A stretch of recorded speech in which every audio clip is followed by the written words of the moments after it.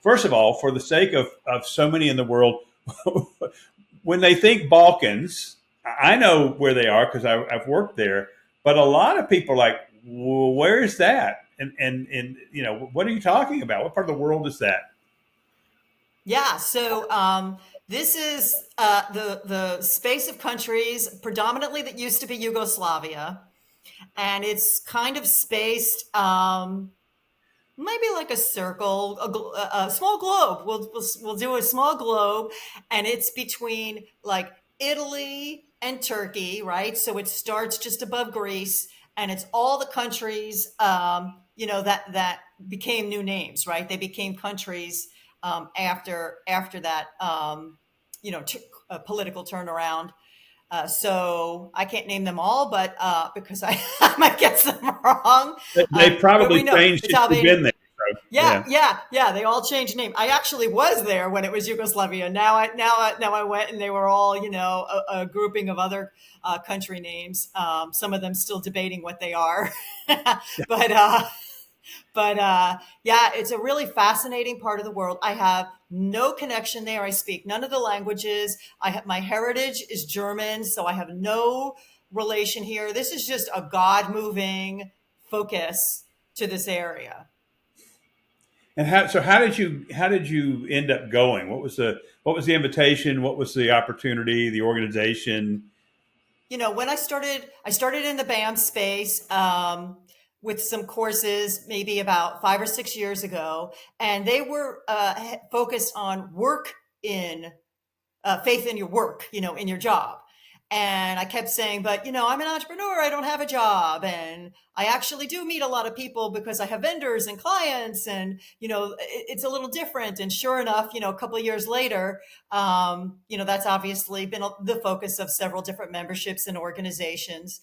And I've been able to, coach into that space with some organizations globally that work with global entrepreneurs that are growing in their nation and out of their nation, which has been amazing and has helped me develop what my kind of sweet spot might be. And then the Balkans just came about because I'm like a seven-time entrepreneur, and I'm kind of like that one that does it, the way nobody else does. So because everybody's looking 1040 for, the growth, and I just felt like there's got to be some place that other people aren't touching.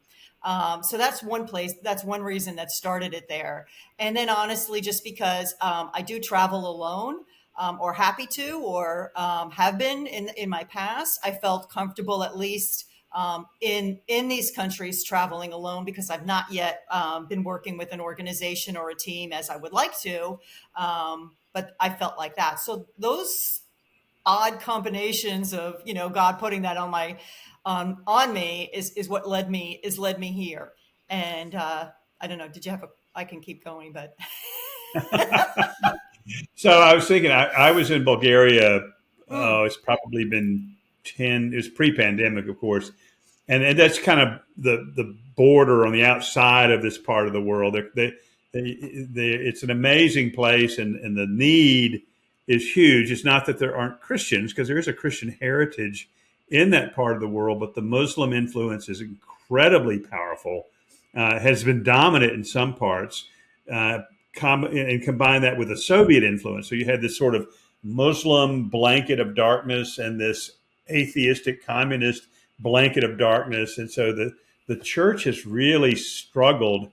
And I think it's fair to say maybe they're not technically unreached, but they're certainly least reached in a very needy area. A lot of corruption, a lot of human trafficking, a lot of it's really, and yet the people, and I know you'll tell us, the people I found to be wonderful, warm and open and inviting, cynical, I think, because of all that they've been through. But anyway, so I'm a hmm, little familiar with that part of the country, that's but I've great. not I've not personally been beyond Bulgaria Yeah, into that area. So all right, so I'm going to throw this open to you, and I'll just jump in yeah, occasionally.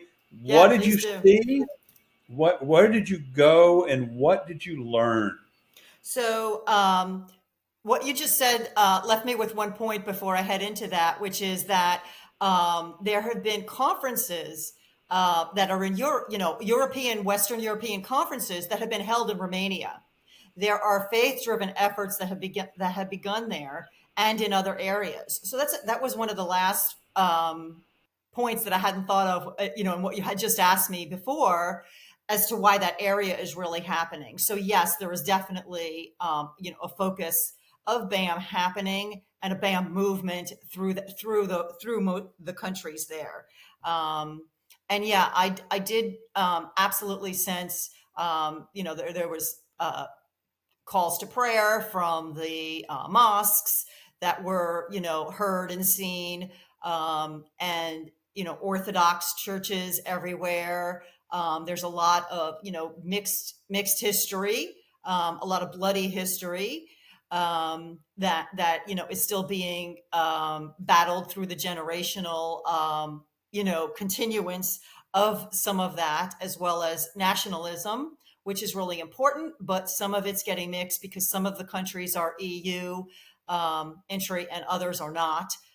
So there's kind of still a mix of things going on there.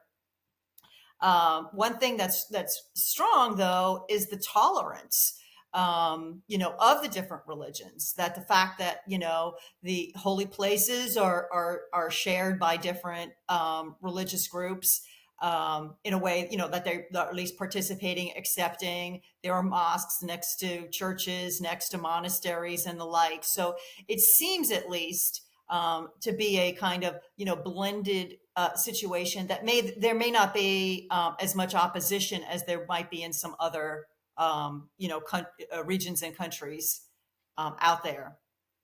And my personal background is actually, I'm from an urban environment. I'm from New York City, so for me, being direct,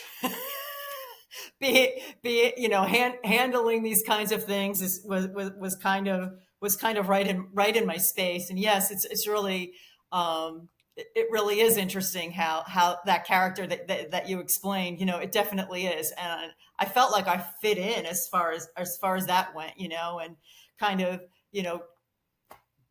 like say it out there.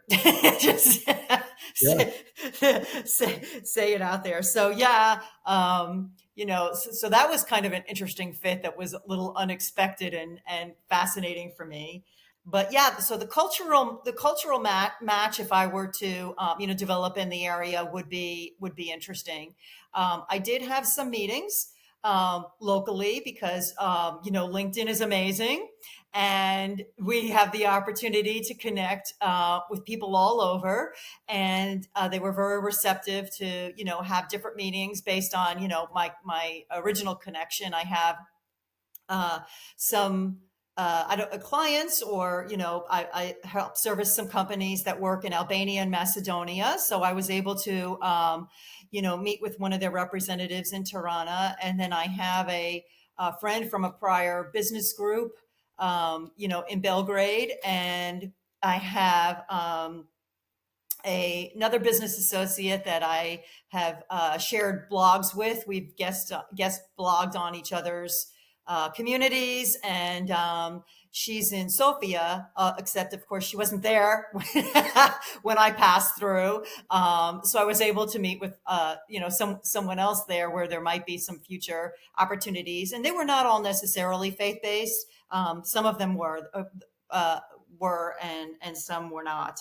And I guess in the BAM space, because of the marketing specialty that I focus on, I would consider myself like a capacity builder. Like I feel like I want to not just mentor and advise, like I have been doing some coaching, as I said, but being able to help grow people.